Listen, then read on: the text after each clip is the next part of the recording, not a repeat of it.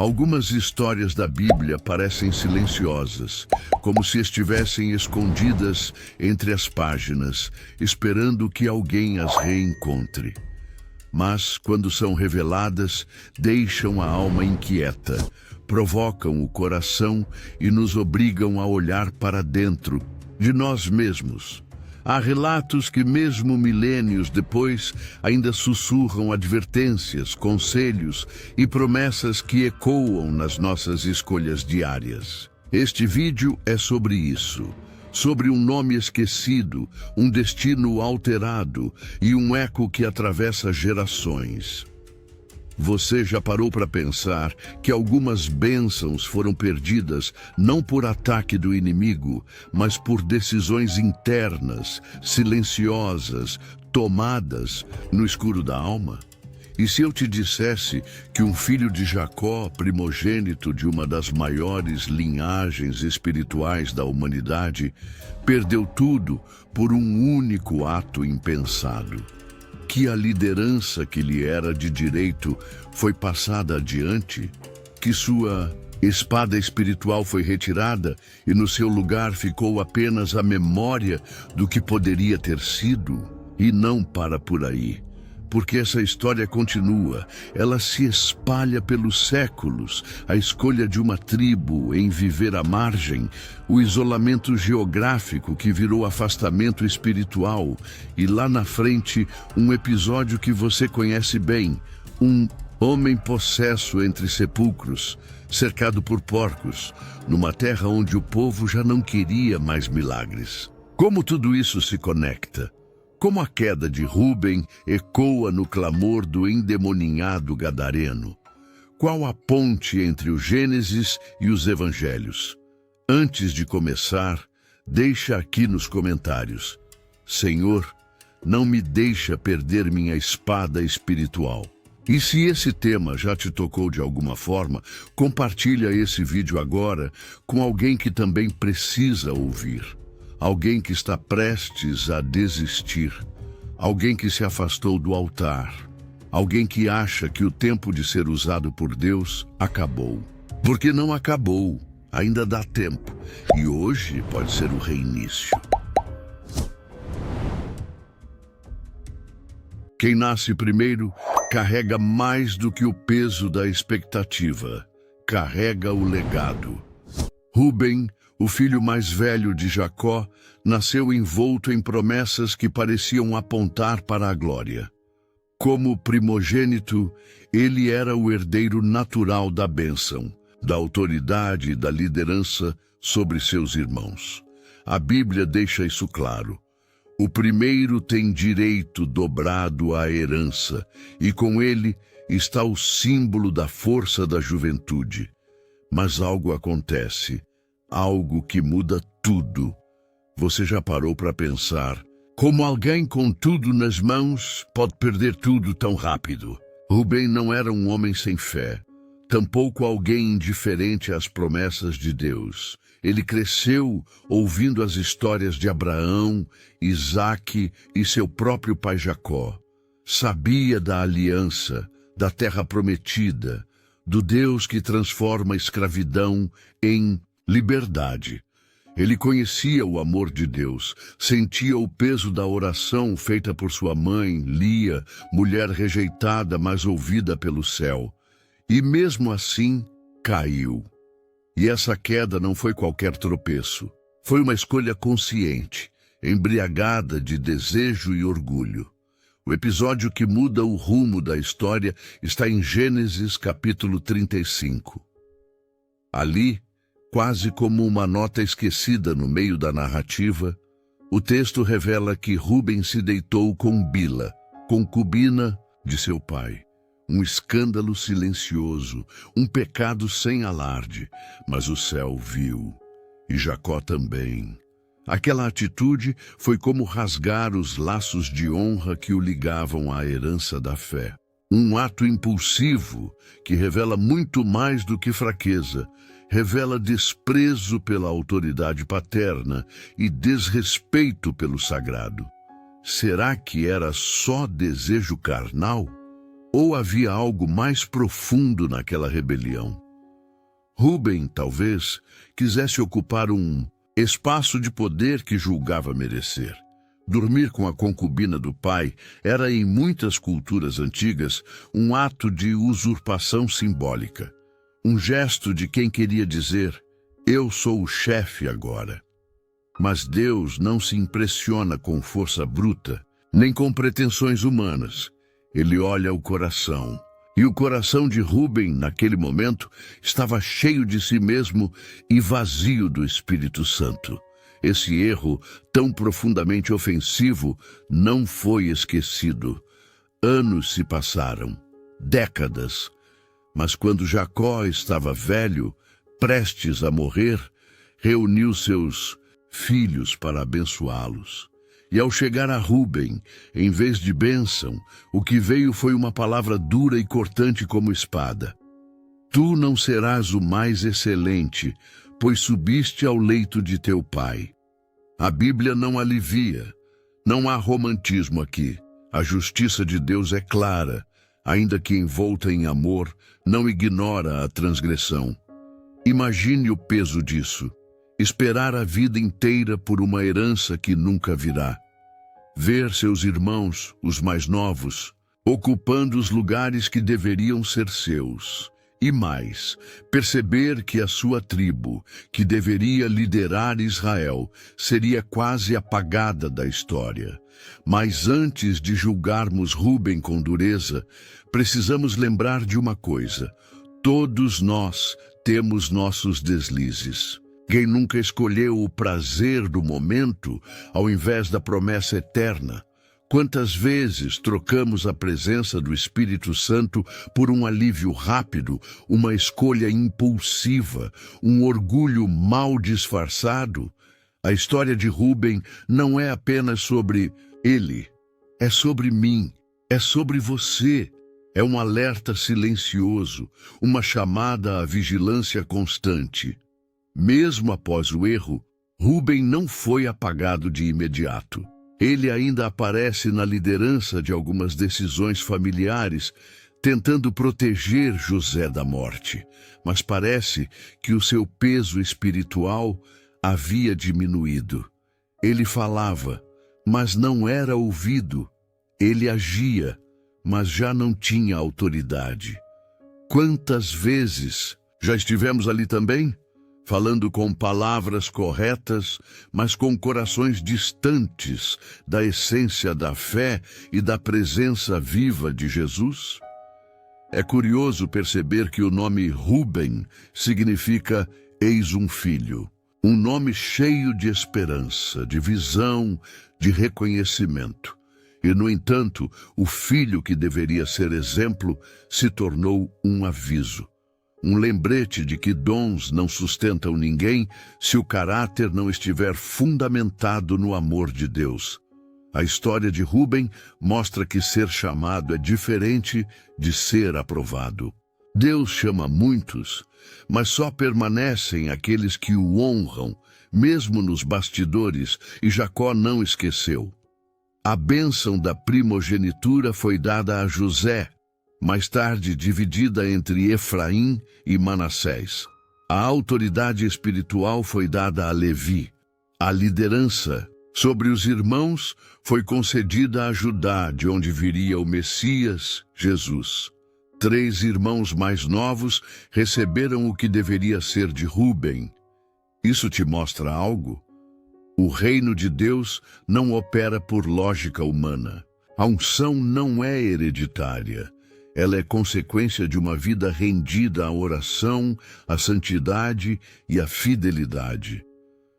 Rúben teve tempo para se arrepender e, em algumas passagens, parece até tentar se redimir. Mas a Bíblia não registra um retorno completo, como vemos em outras figuras. Por isso, sua história soa como um eco interrompido, um som que começa forte, mas desaparece aos poucos, como se Deus dissesse, não basta começar bem, é preciso terminar com fé. Porque não é sobre ter posição, é sobre ter coração. Um coração que busca a salvação todos os dias. E talvez, no silêncio da história, Rubem tenha aprendido algo que não está escrito. Talvez ele tenha chorado em secreto, orado em silêncio, vivido à sombra dos irmãos sem se rebelar novamente. Isso não o restaurou à posição de primogênito, mas quem sabe o aproximou de Deus. E essa aproximação, por menor que pareça, é sempre vitória. Porque quando voltamos os olhos para o amor de Deus, encontramos misericórdia. Mesmo quando o mundo já desistiu de nós. Se você carrega culpa, vergonha ou arrependimentos, entenda, Deus não cancelou você. Ele corrige, sim, mas corrige por amor. Rubem perdeu algo grande, mas talvez tenha ganhado algo ainda maior. A consciência de que sem Deus nada somos. É tempo de voltar, tempo de orar, tempo de deixar o Espírito Santo limpar o que foi manchado. Porque Jesus não despreza corações quebrantados. Ele restaura, ele sara, ele transforma histórias. A Bíblia é cheia de segundas chances. Moisés matou um homem, Davi caiu em adultério, Pedro negou seu mestre, mas todos eles encontraram um caminho de volta. E você também pode. Não desista. As promessas de Deus ainda estão de pé. E mesmo que não seja como você imaginava, há um novo começo esperando por você. A terra prometida era o destino. Era o sonho que atravessou gerações, nutrido por cada oração de Abraão, por cada lágrima de Isaque, por cada batalha de Jacó. Um lugar onde corria leite e mel, onde a presença de Deus seria manifesta de forma concreta. E quando o povo finalmente se aproximava daquele território sagrado, depois de 40 anos vagando no deserto, esperava-se que todos cruzassem juntos o rio Jordão. Mas a tribo de Rubem tomou uma decisão inesperada. Preferiu ficar do lado de cá. Você já desejou tanto algo, mas quando chegou perto recuou, talvez por medo, talvez por conforto. A Bíblia conta em Números capítulo 32 que os rubenitas viram que as terras a leste do Jordão eram boas para o gado. Eram férteis, tranquilas, seguras, aparentemente ideais para quem queria estabilidade. E então, junto com a tribo de Gade, eles pediram a Moisés para não atravessar o rio. Repare bem, não foi Deus quem os barrou, foram eles que escolheram parar antes da promessa se cumprir. E aqui está o ponto central. Comodidade pode ser a maior inimiga da fé. O que parecia prático era, na verdade, uma armadilha sutil. Rubem já havia perdido a primogenitura, mas agora sua tribo estava prestes a perder o lugar de protagonismo espiritual. A decisão de ficar deste lado do Jordão revela mais do que estratégia agrícola. Revela um coração que se contenta com menos, que aceita a bênção parcial, que troca a terra santa pelo pasto confortável. Moisés ficou perplexo. Ele os questiona duramente. Por acaso seus irmãos irão para a guerra enquanto vocês ficam aqui? Era como se dissesse: vocês realmente estão dispostos a abrir mão do chamado só porque encontraram um cantinho bom para viver? A fé nunca foi sobre conforto. Sempre foi sobre obediência, risco, entrega total. Mas Rubem, assim como muitos de nós, preferiu a planície à montanha, o agora ao invés do eterno. O que vem os olhos e não o que pulsa no coração de Deus. Claro, eles prometeram ajudar na guerra, e Moisés, mediante essa promessa, permitiu que ficassem. Mas o que pareceu uma negociação justa, anos depois se mostrou uma escolha de consequências dolorosas. Rubem ficou longe do centro da fé, longe do tabernáculo, longe da arca da aliança. longe de Jerusalém, onde o Espírito Santo se manifestaria. A tribo do primogênito estava geograficamente isolada e, com o tempo, espiritualmente esquecida. Será que hoje estamos repetindo esse mesmo erro? Quantas vezes Deus nos chama para atravessar o Jordão, seja ele um desafio, uma renúncia, uma decisão de fé, e preferimos ficar onde estamos, porque é mais fácil? As promessas de Deus não se manifestam na zona de conforto. Elas exigem movimento, coragem, dependência total. Fé é atravessar o rio mesmo sem saber nadar. Fé é confiar que o Deus que prometeu é o mesmo que sustenta. O lado leste do Jordão tinha a aparência de bênção, mas bênção fora da vontade de Deus é só distração. A Bíblia é repleta de alertas sobre isso. Quando Abraão e Ló se separaram, Ló escolheu o vale fértil do Jordão, que era como o jardim do Éden, mas era o caminho para Sodoma. Rúben escolheu o verde do pasto, mas ficou longe do centro da promessa. Você entende? O que parece ideal pode ser o começo de um desvio espiritual. O que reluz nem sempre é ouro, e o que é fácil nem sempre é santo. E o que aconteceu com a tribo de Rúben depois? Eles foram os primeiros a sofrer com as invasões inimigas. Por estarem fora da linha de proteção geográfica, eram vulneráveis. A história mostra que os rubenitas foram levados ao exílio antes das demais tribos. Eles ficaram para trás, literalmente. Aquilo que parecia sabedoria se revelou fraqueza. A terra que escolheram para evitar guerras se tornou um campo de batalhas que eles não estavam preparados para vencer. E isso traz um alerta poderoso para nós. Quando escolhemos o caminho mais fácil, geralmente estamos escolhendo o mais perigoso. Viver longe da presença de Deus é como construir casa na areia. Pode parecer sólido, mas basta o vento soprar para tudo ruir.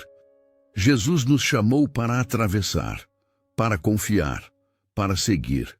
E cada vez que deixamos de cruzar o nosso Jordão particular, nos afastamos da salvação, da esperança, da fé verdadeira que renova tudo por dentro. Agora me diga, qual Jordão você tem evitado cruzar?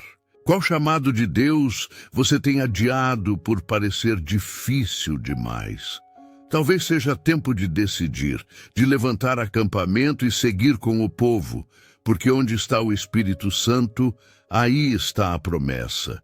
E mesmo que o terreno pareça árido, se for o lugar da obediência, florescerá. Mas se for fértil fora da vontade de Deus, apodrecerá, porque a verdadeira fertilidade vem da presença, não do solo.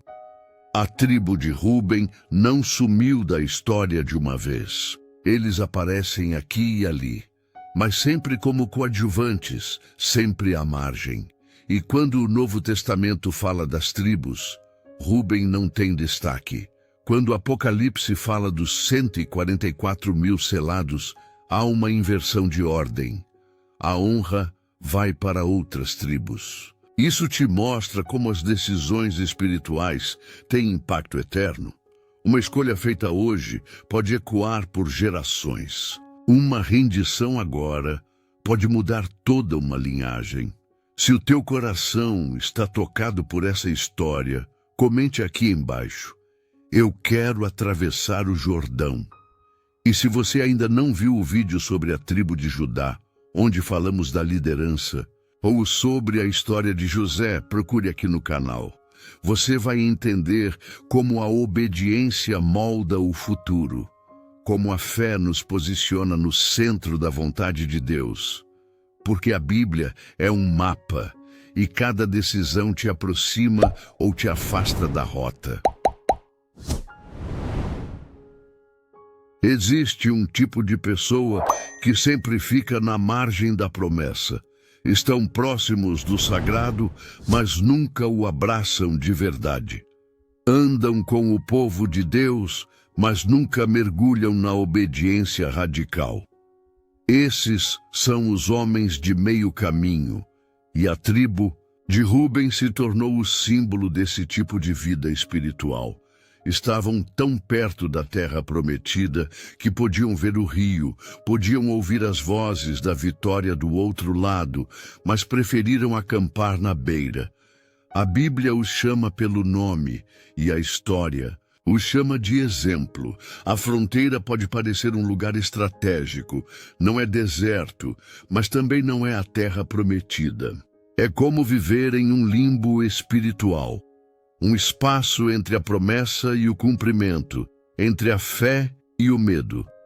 A tribo de Ruben aceitou viver ali, na divisa, e com isso deixaram um legado amargo. Porque quem vive na fronteira, inevitavelmente se enfraquece. Você já tentou morar entre dois mundos? Uma parte no altar, outra parte no mundo?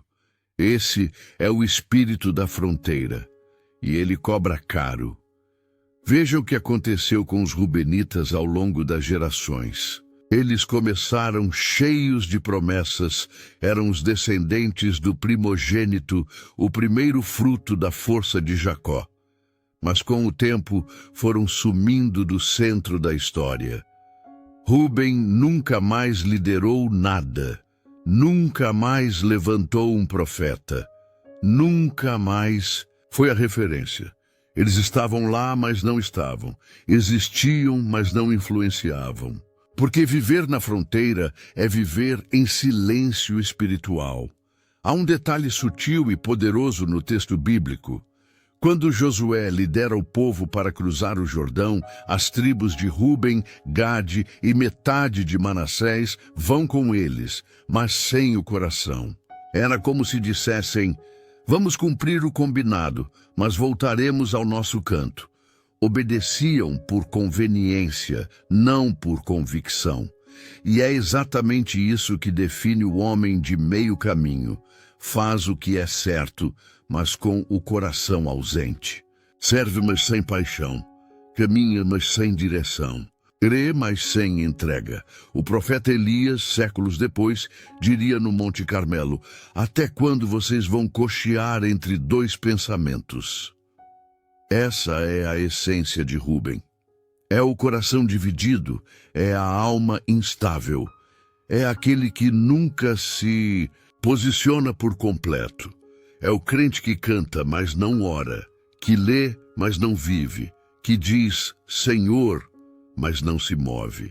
Viver na fronteira é como construir casa em terra de ninguém. Não há proteção, não há identidade, não há firmeza. E não é só uma questão espiritual, mas também emocional. Pessoas de meio caminho estão sempre cansadas. Carregam o peso de dois mundos. Nunca descansam plenamente em Deus, mas também não mergulham no mundo com paz. São inquietas, inseguras, inconstantes. Assim foi Ruben. Assim são todos os que recusam o convite de atravessar. O Espírito Santo quer nos conduzir ao centro da promessa, mas ele não obriga ninguém. A decisão de sair da fronteira é nossa. E qual foi o fim dessa história? Em Josué capítulo 22, há um episódio dramático. As tribos do lado de cá constroem um altar próprio, diferente do altar central onde o culto era realizado. Isso quase causou uma guerra civil entre os israelitas. Por quê? Porque viver na fronteira leva à divisão. A fé enfraquecida de Ruben levou à confusão. Eles alegaram que o altar era só um memorial, um lembrete, mas já não era o altar da unidade. Era um altar fora do centro, um culto periférico, um sinal de que já estavam se distanciando. Esse é o preço da fronteira, confusão espiritual. Você começa criando um altar próprio, depois vem a doutrina própria, depois o estilo de vida próprio. E quando percebe, já está adorando a Deus da sua maneira, e não da maneira dele. A fé vira um rascunho, a obediência um detalhe, e a vida cristã se torna uma rotina sem fervor, tudo porque lá atrás se recusou a cruzar o rio. Tudo porque escolheu o conforto da margem ao invés do risco da fé. Talvez você conheça pessoas assim. Talvez você esteja assim, longe da rebeldia, mas também longe da entrega. Cumpre os mínimos espirituais, mas o coração está distante. Isso é Rubem. Isso é a fronteira, e essa não é a vontade de Deus para ninguém. Ele quer filhos que o busquem em espírito e em verdade, que entrem na terra com pés firmes e coração ardente, que tomem posse da herança com gratidão, que não se contentem com menos do que a plenitude da promessa. Você já parou para pensar que Jesus também foi tentado a viver na fronteira? No deserto, Satanás ofereceu a ele atalhos, pão, poder, visibilidade, mas o Filho de Deus recusou cada um. Ele sabia que o caminho da cruz era estreito, mas era o centro da vontade do Pai. Diferente de Rubem, ele atravessou, enfrentou, cumpriu, e hoje convida a mim e a você a fazer o mesmo. Porque seguir Jesus é cruzar todos os Jordões que a vida apresentar. Não é tarde demais para sair da margem. Deus ainda chama, ainda atrai, ainda envia nuvens de direção, mas é preciso decidir. Ou você entra na terra, ou se perde na planície. Ou você se entrega por inteiro, ou viverá com a sensação eterna de vazio. A fronteira pode parecer lugar seguro, mas espiritualmente é um campo de neutralidade, e ninguém vence batalhas sendo neutro. Ou você está com o Senhor, ou está longe. Ou você crê com tudo, ou está morno. A Bíblia diz, Apocalipse capítulo 3, que os mornos serão vomitados da boca de Deus. Palavras duras, mas verdadeiras. Porque o reino dos céus não é para os indecisos, é para os violentos de fé, para os que lutam, para os que atravessam, para os que confiam. E a boa notícia é, ainda dá tempo, ainda há Jordões a serem cruzados, ainda há promessas esperando por sua decisão. Mas você precisa sair da sombra de Rubem e caminhar na luz do Messias. Você percebe agora como a história da tribo de Rubem é mais do que um registro antigo?